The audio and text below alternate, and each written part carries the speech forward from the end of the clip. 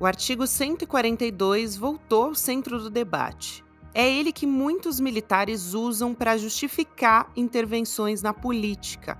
Essa ideia nasce com a própria República, lá em 1891. A Constituição daquele ano deu poderes excepcionais às Forças Armadas. E isso nunca foi revisto de verdade. Agora, com o julgamento dos envolvidos na tentativa de golpe de 2023, a mentalidade golpista dos quartéis volta a ser colocada à prova.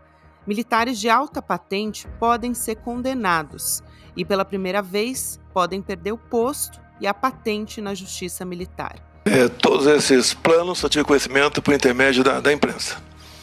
O senhor alterou, escreveu, colocou no computador alguma minuta? Não. Enquanto isso, a investigação sobre a BIM paralela está revelando um novo tipo de espionagem clandestina. Um grupo que, segundo a Polícia Federal, foi criado para proteger os interesses de Bolsonaro. Nesse episódio, discutimos qual é o verdadeiro papel das Forças Armadas na democracia brasileira e por que essa cultura autoritária insiste em não acabar. O meu exército brasileiro não vai às ruas para agir contra o povo. Segunda-feira, 7 de julho de 2025.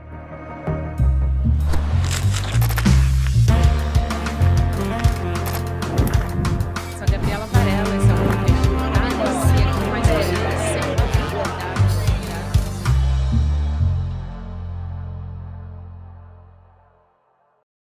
Olá, seja muito bem-vindo, seja muito bem-vinda. Eu sou a Gabriela Varela, está começando mais um videocast em detalhes e aqui sempre com um convidado, uma convidada, a gente analisa uma temática, uma notícia importante do momento. Hoje eu vou conversar com o historiador, o professor Carlos Fico, que recentemente também lançou Utopia Autoritária Brasileira. Estou com ele aqui do meu ladinho também, mas vou mostrar para vocês também a capa do livro do professor. Professor, obrigada por aceitar nosso convite. É um grande prazer te receber aqui. Seja muito bem-vindo. Prazer é meu, obrigado pelo convite. Eu já ouvi o senhor falar algumas vezes que é muito importante a gente estudar tentativas de golpe que fracassam, né? E aí a gente tem essa famosa interpretação do artigo 142, em que os militares acreditam, né, que dá o direito de intervir na política. E no seu livro também o senhor fala muito sobre isso. A gente ouviu, se a gente prestar muita atenção nesse julgamento do Supremo Tribunal Federal, militar de alta patente falando coisas absurdas, né? Quando estava falando no julgamento do golpe. Onde é que está a origem disso, né? Enfim, dos militares realmente acreditarem que eles têm esse direito. Em conversas também que foram divulgadas em relatório da Polícia Federal, a gente teve acesso a todo tipo de diálogo e dá para ter uma ideia de como é a mentalidade desses militares, né? Como é que a gente consegue mudar isso para evitar novos golpes? Ou tentativas fracassadas também? Bom, a origem disso está, como eu tento mostrar no livro, na primeira Constituição Republicana. A proclamação da República foi um golpe militar e, em decorrência, logo depois, a Constituição de 1891 deu poderes excessivos, atribuições excessivas aos militares, logo nos artigos iniciais, no artigo 14, um espaço nobre da Constituição, que atribuiu aos militares a garantia dos poderes constitucionais e a obediência apenas dentro dos limites da lei, ou seja, eles próprios é que julgariam se as ordens recebidas do poder civil seriam legais ou não. Então, a partir desse momento, e esse poderio decorreu não apenas do golpe militar que depois o imperador Pedro II, e que, portanto, deu aos militares essa proeminência logo no início da República, mas isso vinha se constituindo, é um processo relativamente complexo, que eu tento explicar da maneira mais simples possível no livro, desde o fim da Guerra do Paraguai, ainda no século XIX. Agora, você pergunta também como seria possível acabar com isso. Eu estou entre as pessoas que advogam a necessidade de mudança do artigo 142, O artigo 142 atual é exatamente o que corresponde ao velho artigo 14 lá da Constituição de 1891. E esse artigo atual continua atribuindo aos militares poderes excessivos, sobretudo esse de garantia dos poderes constitucionais, um mandamento constitucional que ninguém sabe o que significa, nem tem lei que regulamente isso, ao contrário, por exemplo, da garantia da lei da ordem, né? Todo mundo sabe o que é a garantia da lei da ordem, inclusive existe lei complementar que regulamenta esse trecho do artigo 142, mas o outro, a garantia dos poderes constitucionais, não, ninguém sabe o que é. E por mais que todo mundo que é democrata repita até extenuantemente que isso não é atribuição não é direito dos militares intervirem na política, não adianta a gente ficar repetindo isso, porque os militares, como você bem disse, até hoje ainda interpretam, pelo menos um bom número, né, de militares, ainda interpretam dessa maneira. Eu me lembro, sempre tenho citado, uma testemunha agora nesse julgamento arrolada pela defesa do general Braga Neto, e essa testemunha, quando foi depor, disse para o ministro Alexandre de Moraes que sim, ela achava que 142 dava isso. Então, é uma loucura que persiste até hoje. Justamente essa é uma assim, dos momentos que eu acho que são simbólicos, né, professor, de como essa mentalidade ela persiste, né? Eu ia justamente perguntar sobre essa necessidade de alterar o artigo 142 e também pergunto sobre a punição, né? Porque a gente não teve uma punição efetiva de militares golpistas no Brasil ao longo da nossa história. A gente teve anistia sendo concedida, inclusive a gente tem um movimento diferente hoje, mas é um movimento por parte da extrema-direita pedindo por anistia ao ex-presidente e aos seus apoiadores também. O indiciamento, por exemplo, de militares, nesse caso da BIM Paralela, o próprio julgamento no Supremo Tribunal Federal relacionado ao 8 de janeiro, principalmente a gente falando de militares de alta patente, né? Não só falando de peixes pequenos que estavam ali na Praça dos Três Poderes. O senhor acha que isso também poderia significar, não sei se uma ruptura, talvez seja uma palavra muito forte, mas nesse padrão histórico de impunidade para os golpistas? Eu acho que isso tem servido, com certeza tem servido pelos contatos que eu tenho com a área militar, tem servido de alerta para as próprias Forças Armadas. Parece a eles que, alguma coisa mudou, né? Dessa vez está havendo um julgamento durante um período democrático e segundo as regras da legislação, do Poder Judiciário e tudo mais.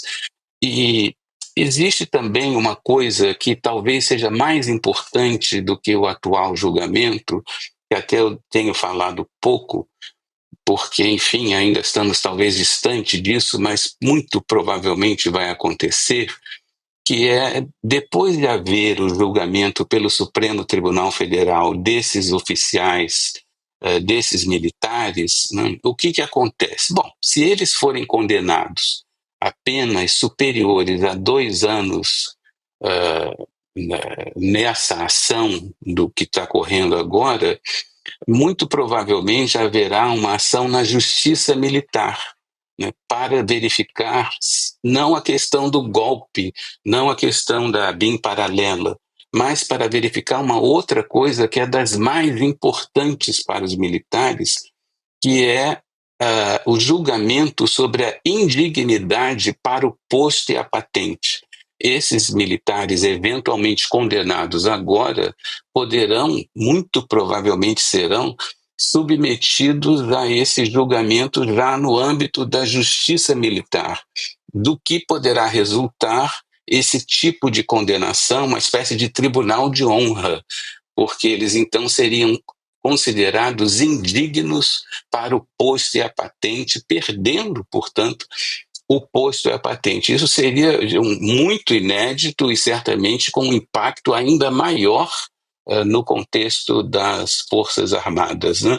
esse julgamento pela Justiça Militar poderia até se iniciar antes de terminar o julgamento pelo Supremo Tribunal Federal, mas, pelo que eu tenho ouvido, isso acontecerá posteriormente. Estão aguardando o julgamento civil. E só para concluir esse aspecto, que é muito importante, é o que eu acho que pouca gente tem se lembrado de mencionar, isso tem um impacto na questão dessa demanda pela anistia, né? Porque provavelmente essa demanda pela anistia vai crescer em relação ao que você chamou de peixes pequenos, né? Aquelas pessoas que estavam ali depredando os três poderes. Mas o fato de haver essa outra etapa da justiça militar vai complicar muito a situação dos militares condenados no que diz respeito a uma eventual anistia, né? Então, isso é uma coisa que a gente ainda precisa observar, porque são iniciativas que dependem do Procurador-Geral da Justiça Militar e do próprio comandante das forças, porque o comandante das forças poderia, por exemplo, agora mesmo, antes até do fim do processo, instaurar um conselho de justificação, que também resultaria em tudo isso que eu mencionei.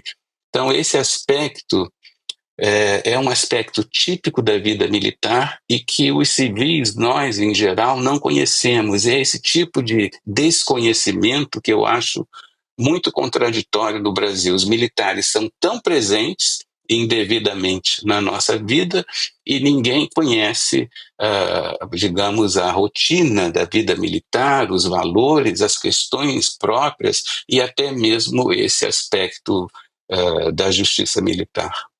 Isso que o senhor traz é muito, muito interessante, professor. Quando o senhor fala aqui, né, só reforçando para quem está nos acompanhando também compreender essa indignidade para posto e patente, quer dizer, depois, né, do julgamento, então condenação judicial, aí a pena vai ser ali delimitada e tal, aí esse oficial militar, ele que comete, né, ali esse crime, ou enfim, recebe essa pena, ele é considerado indigno para exercer aquela função, né? Então ele perde aquela patente. Seria uma segunda etapa. Isso. Uma segunda etapa, então, isso é no caso de penas superiores a 2 anos.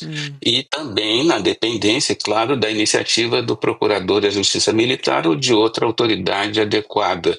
Então, há 2 caminhos. Ou o procurador remete para a Justiça Militar, vale dizer, para o Superior Tribunal Militar, esse procedimento, ou então o comandante da força respectiva, o comandante do Exército, da Marinha, eles poderiam iniciar um conselho de justificação para fazer esse julgamento. E, como eu disse, não é mais para julgar se o general fulano ou o coronel fulano foi golpista ou se participou da ABIN paralela. Não, mas diante da condenação ou diante das graves suspeitas, julgar esses militares quanto à dignidade, ou no caso a falta de dignidade para o posto e a patente, com perda do posto, da patente, das condecorações e é expulso da força.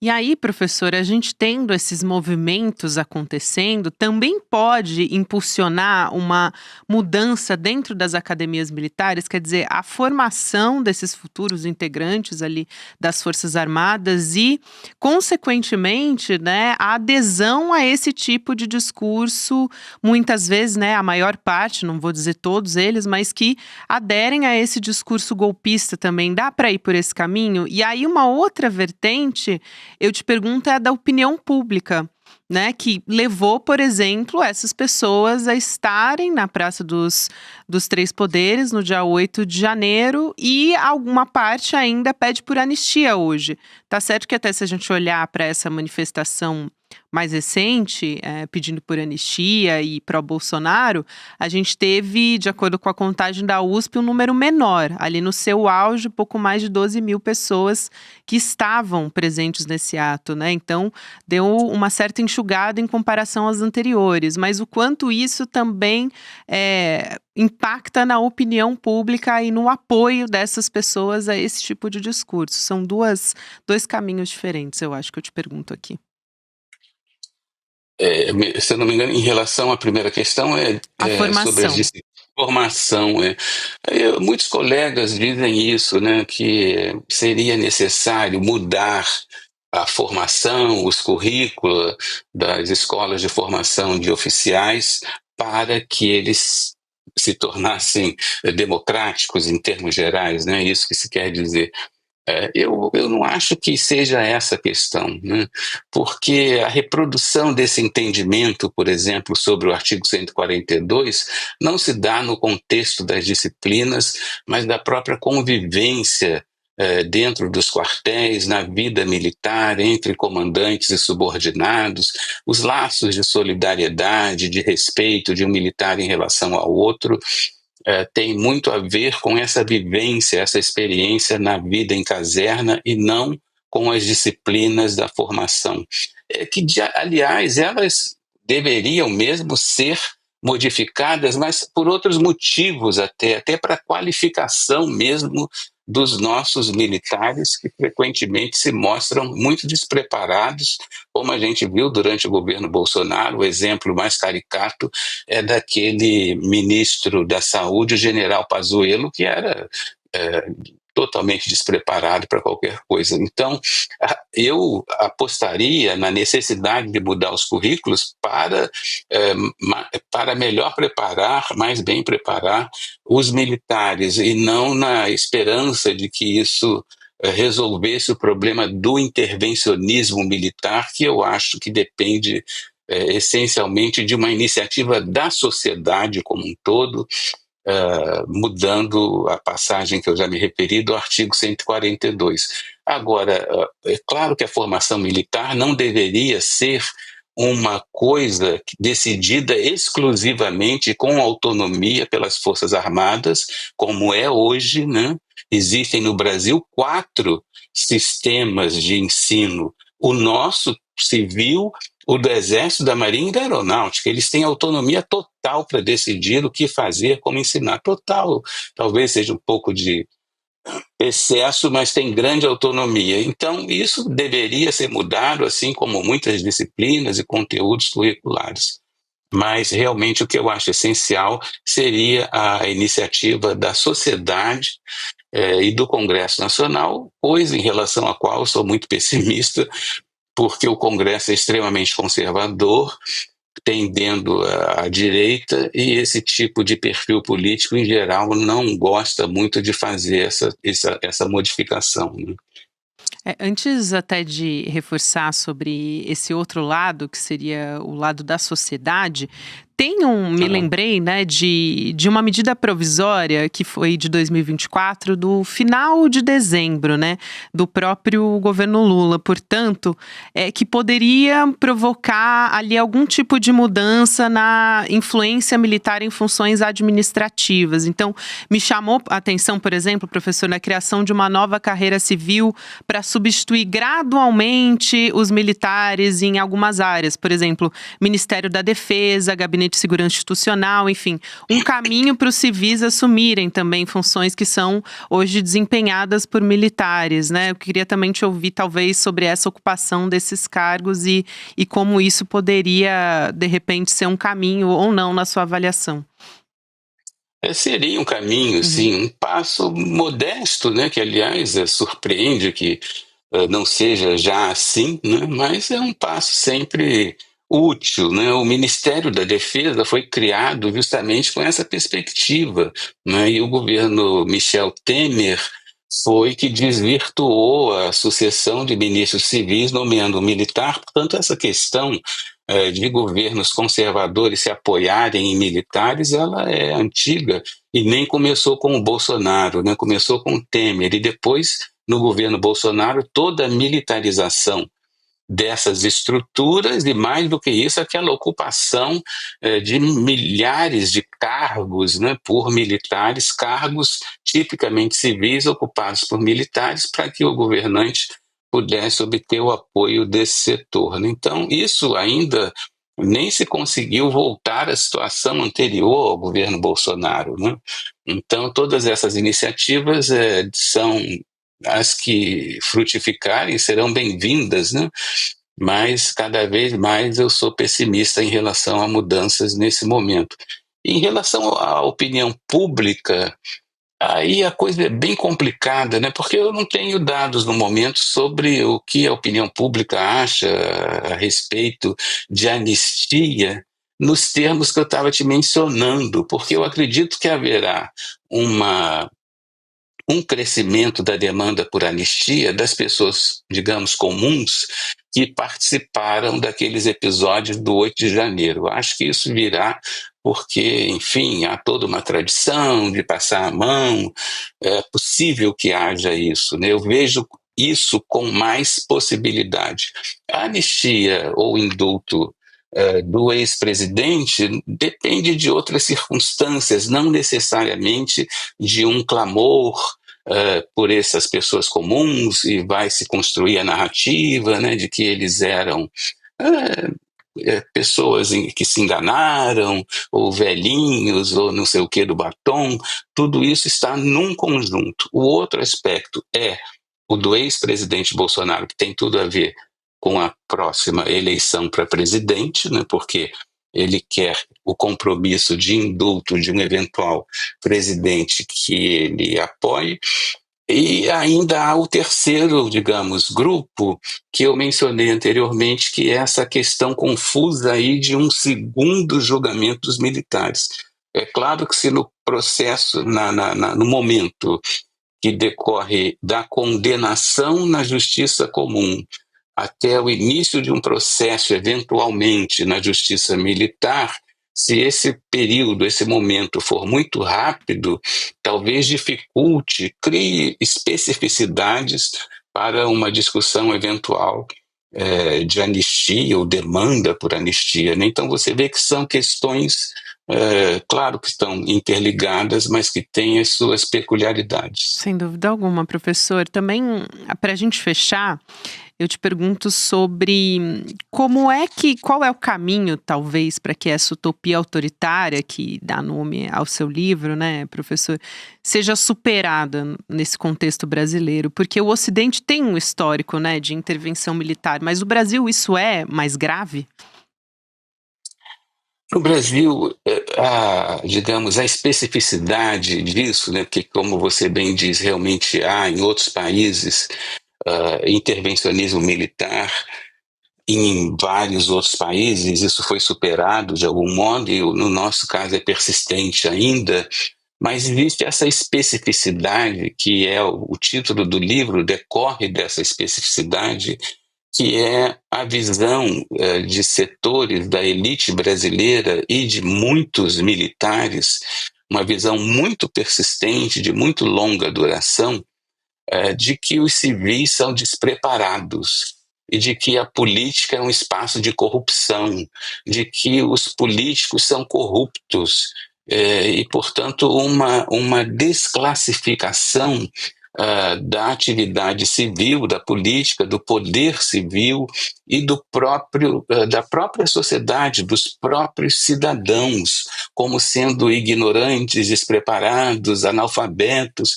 Ao longo do livro eu vou mostrando como isso foi persistente, né? A consideração pelos militares de que a massa, essas palavras, essas expressões, estão na boca dos militares e sempre estiveram, de que a massa, a população é ignorante, analfabeta, só vota em políticos demagógicos, não sabe escolher lideranças adequadas e, portanto, eles, que se consideram superiores por uma série de razões, teriam o direito a intervir para arbitrar supostas crises políticas ou corrigir problemas. Então, a resolução disso depende de muitas coisas e demorará muitos anos, infelizmente eu acho que será assim, porque depende de mudar o que a gente pode chamar de uma cultura política, e para mudar isso é preciso gestos simbólicos e políticos muito fortes,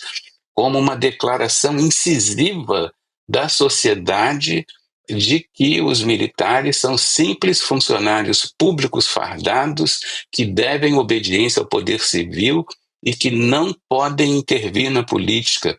E essa declaração simbólica, política, ela poderá ser feita de diversas formas. Eu creio que a principal é a alteração do artigo 142, como eu já mencionei, mas há também uma série de outras coisas que podem e devem ser feitas. Algumas delas nós mencionamos aqui em relação ao ensino, em relação à desmilitarização de uma série de atividades e, sobretudo, também o interesse da sociedade em conhecer as Forças Armadas. Ninguém sabe o que é o Plano Nacional de Defesa, nós não temos no Congresso Nacional parlamentares especialistas nas Forças Armadas, então há um grande desconhecimento. Seria preciso esse conjunto de coisas para que, quem sabe, em 10, 15 anos a gente superasse esse primitivismo, né? Isso é uma coisa primitiva, de ficar havendo golpismo militar, é uma coisa das mais primitivas e que fragiliza muito, em termos institucionais, a democracia brasileira. Sem dúvida alguma, professor. Que prazer te receber aqui, uma aula, conversar com o senhor. Muito obrigada pela sua gentileza, um abraço e até uma próxima.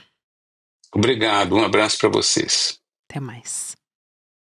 Agora, na sequência, você fica com o Mercado Investimentos, depois tem o Rolê ICL e a gente está de volta na segunda-feira. Você pode acompanhar o Em Detalhes todos os dias nas plataformas de áudio também.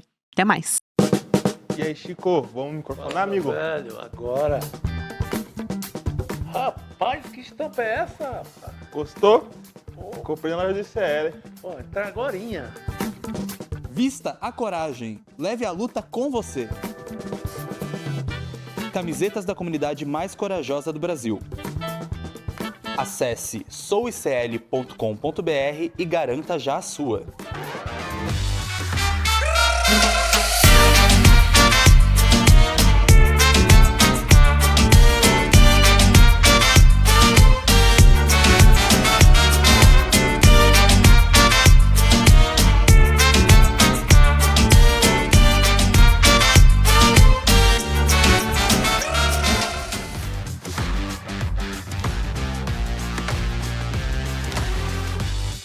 O ICL está em todo lugar, na palma da sua mão, na TV da sua casa e até nos seus ouvidos. Para ir além da manchete e mergulhar com apuração e contexto de verdade, acesse iclnoticias.com.br. Siga o ICL, compartilha e vem com a gente. Informação para quem pensa.